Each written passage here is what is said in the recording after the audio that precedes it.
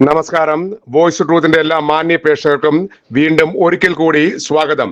കഴിഞ്ഞ കുറെ ദിവസങ്ങളായിട്ട് സോഷ്യൽ മീഡിയയിൽ വലിയ ചർച്ചയ്ക്ക് വഴിയൊരുക്കിയിരിക്കുന്ന മാതാവിന്റെ സഹരക്ഷക പദവി വത്തിക്കാൻ എടുത്തു കളഞ്ഞു, അല്ലെങ്കിൽ മാതാവിനെ വത്തിക്കാൻ പൂർണ്ണമായി തള്ളിക്കളഞ്ഞു എന്ന തരത്തിലുള്ള വിഷലിപ്തമായിട്ടുള്ള പ്രചരണങ്ങൾ സോഷ്യൽ മീഡിയയിൽ നടക്കുമ്പോൾ അതിന് കാരണമായിട്ടുള്ള വത്തിക്കാന്റെ വിശ്വാസ തിരുസംഘം കഴിഞ്ഞ ദിവസം പുറത്തിറക്കിയ മേട്ടർ പോപ്പുലി ഫിഡലിസ് എന്ന പ്രബോധന ഗ്രന്ഥത്തിൽ അല്ലെങ്കിൽ പ്രബോധനത്തിൽ പറയുന്നത് ക്രിസ്തു യേശു ഏക രക്ഷകനാണ്, അവന് മറ്റൊരു സഹരക്ഷകയോ സഹരക്ഷകനോ ഇല്ല എന്ന് മാത്രമാണ്. അതിനോടൊപ്പം മറിയം കൃപകളുടെ ഉറവിടമല്ല, അവൾ കൃപ നിറഞ്ഞവൾ ആണ് എന്ന് മാത്രമാണ് വത്തിക്കാൻ പഠിപ്പിച്ചത്.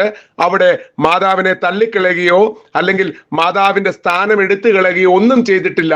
എങ്കിൽ പോലും അതിനെ ഈ പറയുന്ന മേട്ടർ പോപ്പുലി ഫിഡലിസ് എന്ന വത്തിക്കാന്റെ പ്രബോധനത്തെ ന്യായീകരിച്ചുകൊണ്ട് അല്ലെങ്കിൽ അതിനെ വിശദീകരിക്കുവാൻ ശ്രമിക്കുന്ന ചില വൈദികരുടെയെങ്കിലും തെറ്റായ വിശദീകരണം, അല്ലെങ്കിൽ വിശ്വാസികൾക്കത് ആ വിശദീകരണം ശരിയായ രീതിയിൽ ബോധ്യപ്പെടാത്തത് നിമിത്തം വിശ്വാസികളിടയിൽ പരക്കെ അമർഷമുണ്ട്. കാരണം മാതാവിനെ കത്തോലിക്ക വിശ്വാസികൾ വളരെ ഉന്നതമായിട്ടുള്ള പദവിയിലാണ് മനസ്സിൽ പ്രതിഷ്ഠിച്ചിരിക്കുന്നത്. അത് അങ്ങനെ തന്നെയാണ്. മാതാവ് കർത്താവിനും പ്രിയപ്പെട്ടവളാണ്, അവൾ ദൈവ മാതാവാണ്, ക്രിസ്തുവിന്റെ അമ്മയാണ്, രക്ഷകനായ യേശുവിന്റെ അമ്മയാണ്. അതോടൊപ്പം തന്നെ അവൾ ദൈവത്തിന്റെ അമ്മയുമാണ്. കാരണം യേശു മനുഷ്യനായിരിക്കുന്ന അതേ അവസ്ഥയിൽ തന്നെ അവൻ പൂർണ്ണമായ ദൈവവുമാണ്. ഈ അർത്ഥത്തിൽ പരിശുദ്ധ കന്യകാമറിയം ദൈവമാതാവ് തന്നെയാണ്. ആ ഒരു സ്ഥാനം ഒരിക്കലും കത്തോലിക്ക തിരുസഭ നിരാകരിച്ചിട്ടില്ല, അത് തള്ളിക്കളഞ്ഞിട്ടില്ല. ഇപ്പോഴും അങ്ങനെ തന്നെ ആണെങ്കിൽ പോലും പലരുടെയും വിശദീകരണം വിശ്വാസികളുടെയിൽ ആശയക്കുഴപ്പം സൃഷ്ടിച്ചത് നിമിത്തം വിശ്വാസികളുടെ ഉള്ളിന്റെ ഉള്ളിൽ അമർഷമുണ്ട്. അങ്ങനെ ഒരു അമർഷമാണ് നിങ്ങളുടെ മുമ്പിൽ ഞങ്ങൾ ഇന്ന് ശ്രദ്ധയിൽപ്പെടുത്തുന്നത്. ഒരു വിശ്വാസി അല്ലെങ്കിൽ ഒരു മരിയ ഭക്ത ഇത്തരം വൈദികർക്കെതിരെ ആഞ്ഞടിച്ചുകൊണ്ട് കത്തോലിക്ക സഭയ്ക്ക് തെറ്റുപറ്റിയതാണ്, ഇങ്ങനെ അല്ലായിരുന്നു പറയേണ്ടത് എന്ന് പറയുന്ന ഒരു വോയിസ് ക്ലിപ്പിലേക്കാണ് ഞങ്ങൾ നിങ്ങളുടെ ശ്രദ്ധ ആകർഷിക്കുന്നത്. കത്തോലിക്ക സഭയുടെ വിശ്വാസ പ്രബോധനങ്ങളെ ശരിയായ രീതിയിൽ വ്യാഖ്യാനിക്കുവാൻ കഴിവില്ലാത്ത, അല്ലെങ്കിൽ തെറ്റായ രീതിയിൽ വ്യാഖ്യാനിക്കുന്ന, അല്ലെങ്കിൽ അവരുടെ വ്യാഖ്യാനങ്ങൾ തെറ്റായി തെറ്റിദ്ധരിപ്പിക്കപ്പെടുമ്പോൾ അത്തരം വൈദികരുടെ തെറ്റായ വ്യാഖ്യാനങ്ങൾ കേട്ട് വിശ്വാസികളുടെ ഉള്ളിലുണ്ടാകുന്ന വിശ്വാസ ഇടർച്ചയുടെ വലിയ ഒരു ഉദാഹരണമാണ് നമ്മളിപ്പോൾ കേൾക്കാൻ പോകുന്ന വോയിസ് ക്ലിപ്പ്. ഇത് കത്തോലിക്ക തിരുസഭയിലുള്ള, അത് സീറോ മലബാർ സഭയിലായാലും ലത്തീൻ സഭയിലായാലും മലങ്കര സഭയിലായാലും ആഗോള കത്തോലിക്ക തിരുസഭയിലുള്ള മരിയ ഭക്തരുടെ മനോവേദനയാണ് ഈ വിശ്വാസികളുടെ വാക്കിലൂടെ കടന്നു വരുന്നത്. ഇതൊരു വിശ്വാസിയുടെ പ്രശ്നമല്ല, ഇതൊരു ഒറ്റപ്പെട്ട മരിയ ഭക്തയുടെ ചിന്തയല്ല, ഇത് ആഗോള കത്തോലിക്ക സഭയുടെ വിശ്വാസികളുടെ പ്രശ്നമാണ്. ഇങ്ങനെ വരുമ്പോൾ ഇവിടെ ചിന്തിക്കേണ്ട വിഷയം, പ്രത്യേകിച്ച് സീറോ മലബാർ സഭയിലെ മെത്രാന്മാർ ചിന്തിക്കേണ്ട വിഷയം, നിങ്ങളുടെ വൈദികർ അൾത്താരയിൽ നിന്ന് രാഷ്ട്രീയം പറയുമ്പോൾ, നിങ്ങളുടെ വൈദികർ അൾത്താരയിൽ നിന്ന് വിശ്വാസികളെ പുലഭ്യം പറയുമ്പോൾ, പ്രാകുമ്പോൾ, അവരെ ശാസിക്കുമ്പോഴൊക്കെ വിശ്വാസികളുടെ ഉള്ളിൽ ഇത്രയും വലിയ വിശ്വാസ ഇടർച്ച ഉണ്ടാകുന്നുണ്ട്, അവർക്ക് രോക്ഷം ഉണ്ടാകുന്നുണ്ട്. അവർ അത് വെളിപ്പെടുത്താത്തതാണെന്ന് മാത്രം ഇത് മുന്നിൽ കണ്ടുകൊണ്ടെങ്കിലും സീറോ മലബാർ സഭയുടെ സിനഡ് നിങ്ങളുടെ കീഴിലുള്ള വൈദികർക്ക് കർശന നിർദ്ദേശം നൽകണം. പരിശുദ്ധ ബലിയർപ്പണ സമയത്ത് അല്ലെങ്കിൽ പരിശുദ്ധ ബലിയർപ്പണത്തിനിടയ്ക്കുള്ള സുവിശേഷ വ്യാഖ്യാനങ്ങളിൽ സുവിശേഷത്തെ മാത്രം വ്യാഖ്യാനിക്കുവാനും അത് നല്ല രീതിയിൽ വ്യാഖ്യാനിക്കുവാനും ശരിയായ അർത്ഥത്തിൽ വ്യാഖ്യാനിക്കുവാനും മാത്രം വൈദികർ ഒരുമ്പെടണം. അല്ലാതെ രാഷ്ട്രീയ പ്രസംഗങ്ങൾ നടത്തുവോ വിശ്വാസികളെ പുലഭ്യം പറയുകയോ അവരെ ഭീഷണിപ്പെടുത്തുകയോ ചെയ്യുന്ന വൈദികരുടെ ഇത്തരം നടപടികളെയാണ് ഇത്തരം വിശ്വാസികൾ രോക്ഷ പ്രകടനങ്ങളിലൂടെ കത്തോലിക്ക തിരുസഭയുടെ മുൻപിൽ വെക്കുന്നത്. ഇവിടെ കന്യകാമറിയത്തിന്, പരിശുദ്ധ കന്യകാമറിയത്തിന്റെ ജപമാല രഹസ്യങ്ങളിൽ ഊന്നു നിൽക്കുന്ന, അല്ലെങ്കിൽ പരിശുദ്ധ കന്യകാമറിയം വഴി കർത്താവിലേക്ക് തിരിയുന്ന വിശ്വാസികളുടെ രോക്ഷപ്രകടനമാണ് ഈ ഒരു വിശ്വാസിയുടെ വോയിസ് ക്ലിപ്പിലൂടെ നമ്മൾ മനസ്സിലാക്കേണ്ടത്. ഏതായാലും ഇത് കത്തോലിക്ക സഭ ശ്രദ്ധിക്കുമെന്ന് കരുതുന്നു. ഈ വിശ്വാസിയുടെ വോയിസ് ക്ലിപ്പിലേക്ക് നമുക്ക് പോകാം. എന്താണ് ആ വിശ്വാസി പറയുന്നത് എന്ന് നമ്മൾ കേൾക്കാം.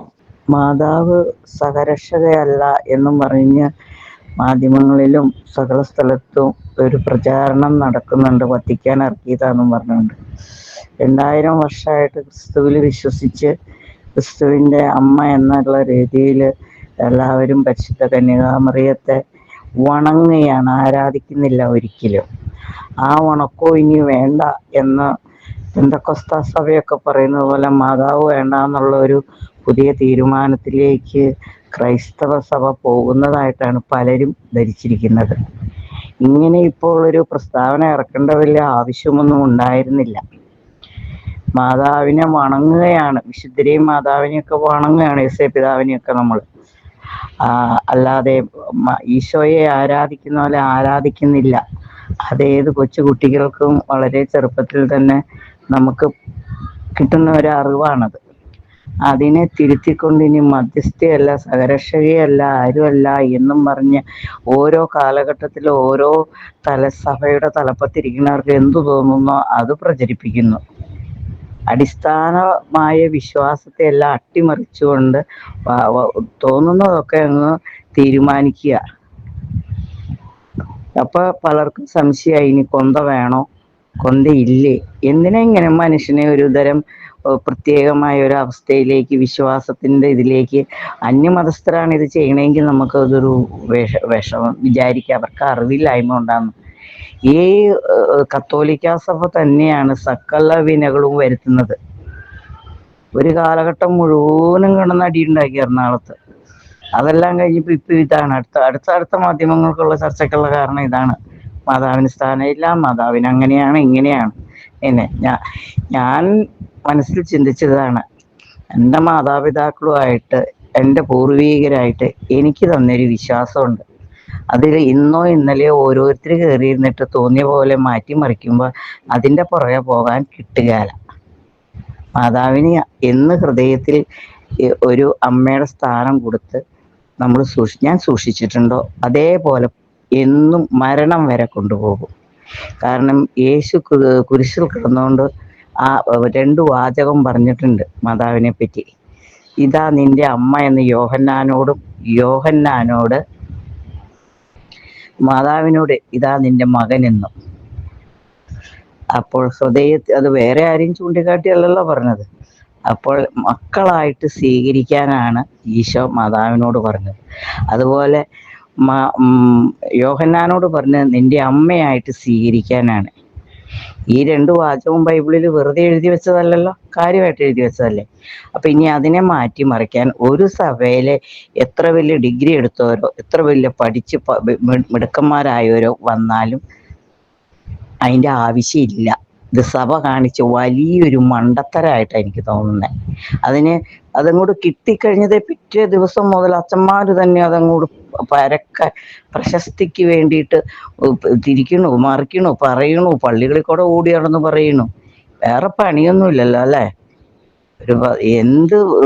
എന്താ ഇങ്ങനെ പിശാചിന്റെ പിടിയിലേക്ക് സഭ പോണേന്നുള്ളത് മനസ്സിലാവണില്ല. കഷ്ടം.